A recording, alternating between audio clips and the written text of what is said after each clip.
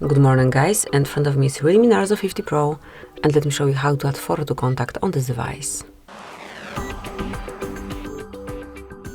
First of all, open your phone dialer, then pick the contact that you wish to apply this picture to, tap on Edit and select Add Picture.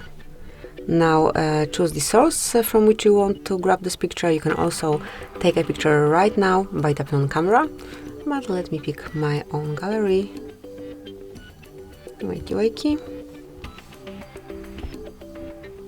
And then choose the picture that you want to apply, customize it however you wish, and then tap on Choose. Click on Save to apply the change, and that would be all. From now on, this picture is assigned to your contact, and anytime particular contact would be calling you, you'll be able to see the profile picture at first. Thank you for watching, please subscribe our channel and leave the thumbs up.